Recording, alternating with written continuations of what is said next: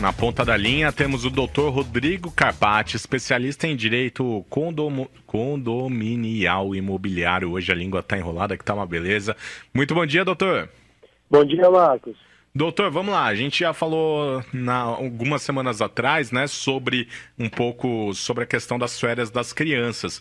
E aí eu queria saber mais informações sobre agora, nosso público quer saber, nossos ouvintes estão mandando muitas perguntas sobre as situações, né, legais dos condomínios, o que pode e o que não pode. E aí é sobre isso que eu queria tratar com vocês. Já abro o nosso espaço de comunicação para o nosso ouvinte, mandar a mensagem para 97102 1493. 97102-1493. A primeira questão que eu queria trabalhar com o senhor, doutor, é a respeito de condomínio atrasado. A pergunta que a gente recebeu é do Marcelo, ele não mandou o bairro, ele quer saber o que um síndico pode fazer em caso de atraso no pagamento de condomínio. Então, o síndico ele tem que tentar, primeiramente, resolver de forma extrajudicial. Ele tem uma política, ele manda uma carta ou ele acaba ligando. Caso não seja resolvido, ele vai encaminhar para a administradora ou para a assessoria jurídica. Em último caso, os trâmites legais são o ingresso de uma ação judicial. Lembrando que o síndico não pode, de forma alguma, impedir a utilização de áreas comuns em função do débito condominial. Uma coisa é ele estar devendo, a outra coisa é ele poder usufruir da área comum. E, doutor, é uma questão também que a gente já tratou até na última entrevista, que é um pouco sobre a responsabilidade civil de um condomínio. Então, quando acontece isso, puxando mais para o lado das férias escolares, muitos condomínios têm piscinas, têm áreas de convivência, né? E podem ocorrer acidentes, e aí o síndico, o condomínio, pode ter que arcar com uma responsabilidade civil sobre isso? Pode. O síndico, ele muitas vezes não sabe o tamanho da responsabilidade que ele tem. Então, pela lei, tem o artigo 1348 que imputa ao síndico a conservação das áreas comuns. Então, a partir do momento que o síndico não conserva, o condomínio responde e, eventualmente, se ele deu causa por não ter conservado, ele pode responder, inclusive, pessoalmente. Então, é uma responsabilidade muito grande. Por exemplo, se alguém tropeçar em área comum pelo piso, se o caso o piso esteja inadequado, fora da norma ou quebrado, o condomínio assume uma responsabilidade por indenizar qualquer tipo de prejuízo material pelo acidente, medicamentos e, eventualmente, um dano moral pelo desgaste, pelo estresse que a pessoa tenha passado. E isso pode ser transferido também na figura pessoal do síndico, porque a ele, pessoalmente, no exercício da função, cabe a conservação de determinada área. Isso, logicamente, que precisa passar por uma prova de culpa, uma relação entre o dano e o resultado, mas a gente tem alguns casos que os síndicos respondem pessoalmente por acidentes e por desgastes. Eu tenho, inclusive, 2 casos onde os síndicos respondem, inclusive, por homicídio dentro de condomínios. Nossa Senhora. Que é uma situação terrível, né?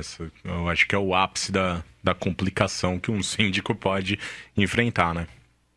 Com certeza. São casos onde o síndico ele não matou ninguém, não tirou a vida de ninguém, mas um acidente ocorreu dentro de um condomínio e ele poderia ter evitado esse resultado. Então, para a Justiça, para o Código Penal, a omissão dele, nesse caso específico, é relevante. Sendo relevante, ele vai atuar como se fosse o próprio autor do ato.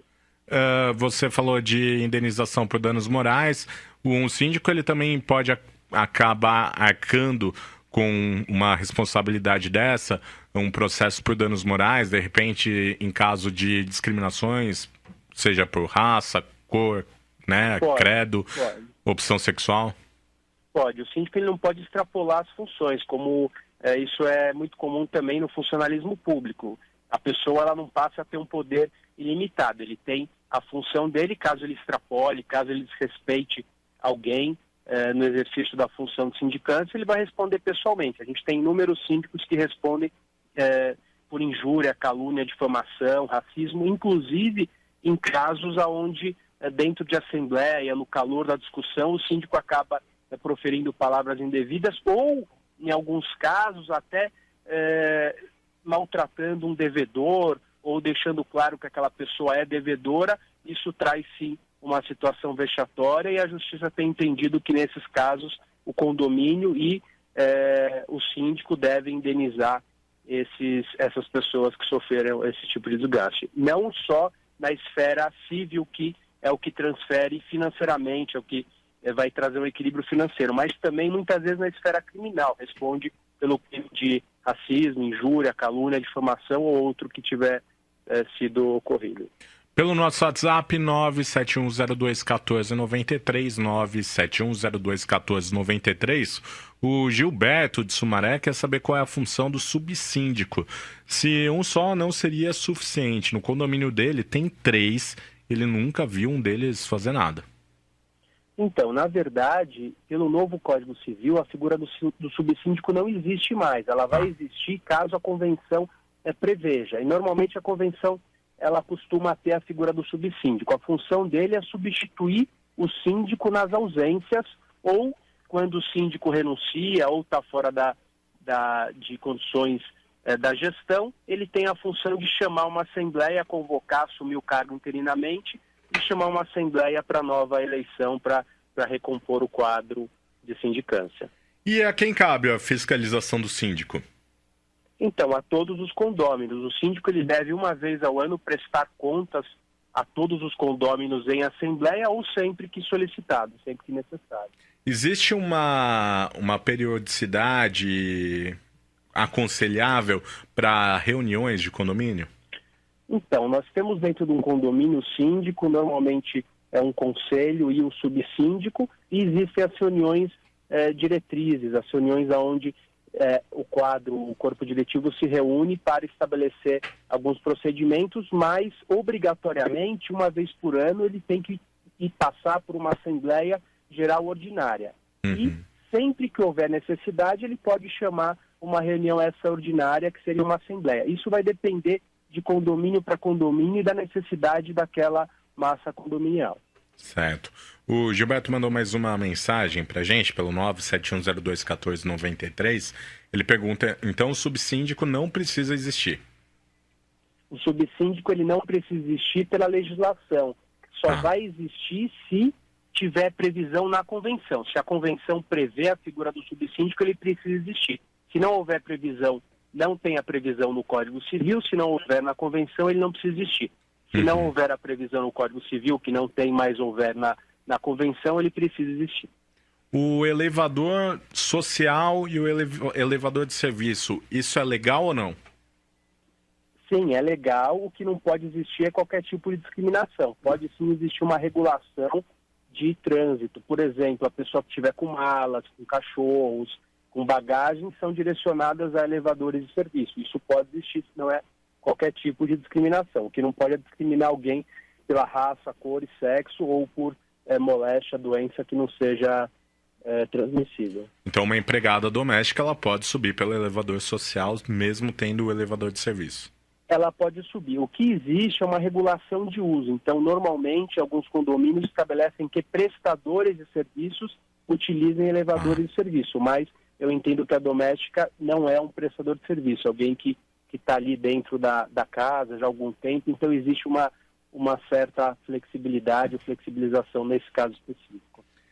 Pelo 971021493, o Pedro, ele não mandou o bairro dele, ele pergunta se uma taxa de cobertura é legal.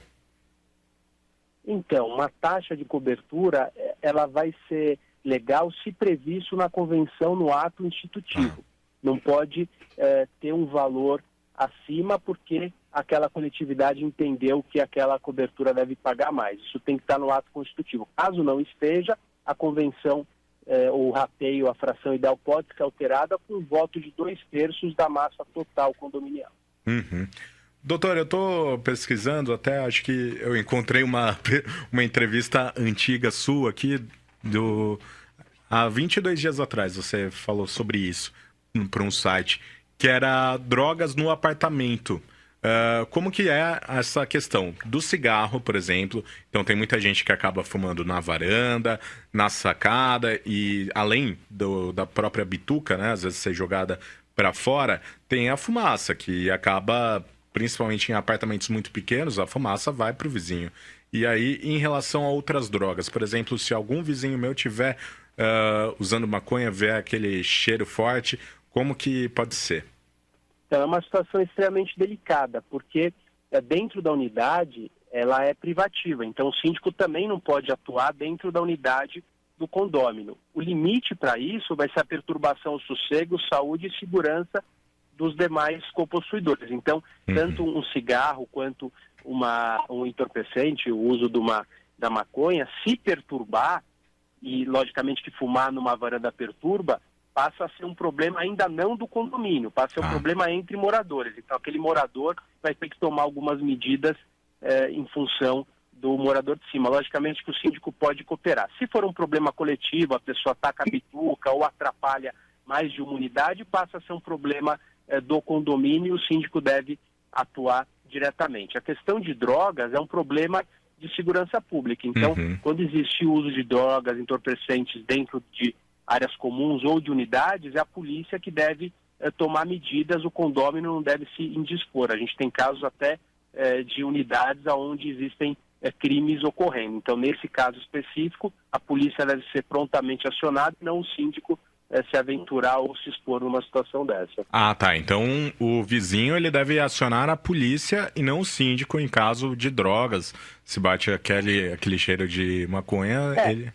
O problema é que, especificamente o uso da maconha, existe uma flexibilização da própria justiça para o usuário. Então, existe, em muitos casos, a polícia não vai comparecer, mas se for um caso, por exemplo, de tráfico de drogas ou de um uso excessivo de uma festa, daí sim passa a ser um caso de polícia. Se for um caso pontual, o morador pode interfonar, conversar, pedir para que ele fume em outro local ou passa a notificar e, em último caso, se estiver atrapalhando na esfera civil, ele vai ter que entrar com uma ação para tentar qualquer tipo de medida restritiva para que ele não perturbe o sossego daquele morador. Outra questão muito polêmica, né, que a gente vê em condomínios é em relação a animais de estimação. Um condomínio, eu já li alguma coisa a respeito de que um condomínio ele não pode proibir animais de estimação. Isso é verdade ou não? Pode sim. Não, ele não pode proibir, porque no direito brasileiro, o animal ele é considerado um bem. Então, manter um animal dentro de uma unidade é o exercício regular do direito de propriedade. Então, da mesma forma que você não pode ser impedido de ter uma TV dentro de um apartamento, você não pode ser impedido de ter um animal. O que os limitadores são a perturbação ao sossego, saúde e a segurança. Se você tiver um animal que atrapalhe, incomode, ele pode ser impedido de estar lá. Da mesma forma que se você tiver uma TV no último volume que perturbe, você vai sofrer medidas restritivas. Então, o que deve ser considerado é a perturbação, o incômodo ou o risco à segurança ou à saúde. Então, é você permitir apenas um tipo de animal ou permitir não dois, apenas um ou tamanhos, isso não tem sido considerado relevante pela justiça, e sim a perturbação que esse animal está trazendo. Proibir de forma alguma. Pelo 97102-1493, 97102-1493, o Sérgio de Barão Geraldo, ele pergunta se um síndico pode sofrer um impeachment. O síndico, eu escrevi uma matéria tem algum tempo sobre o impeachment do síndico. Não é um impeachment, é uma comparação, mas ele pode sim. 1/4 dos condôminos que estejam insatisfeitos com a gestão, caso o síndico não preste contas, não administre de forma conveniente ou cometa alguma irregularidade, 1/4 dos condôminos vai redigir um abaixo-assinado, vai convocar uma assembleia e, em assembleia, a maioria simples poderá destituir esse síndico e, comparativamente, ocorrer o impeachment dele. A última pergunta pelo nosso 97102-1493, Cecília, do Jardim Garcia. Reparos na garagem é de responsabilidade do quem está locando, né, essa garagem, ou não, é do condomínio? Então, depende do tipo do reparo. Normalmente, a garagem é a área comum e a responsabilidade dos reparos são do condomínio. Tá. Então, assim, um problema estrutural acaba sendo de responsabilidade do condomínio, mas e se o cara vai lá dar uma ralada na garagem e fica aquela tinta preta no carro, aí é de responsabilidade de quem? O condomínio vai lá, faz a manutenção e repassa o custo específico para aquele que trouxe o prejuízo. Tá certo. Agora são 10h59. Nós falamos sobre algumas questões envolvendo condomínios com o doutor Rodrigo Carpati, especialista em direito condominial e imobiliário. Muito obrigado, doutor, pela sua entrevista. Eu que agradeço. Sempre à disposição, Marcos. Um abraço.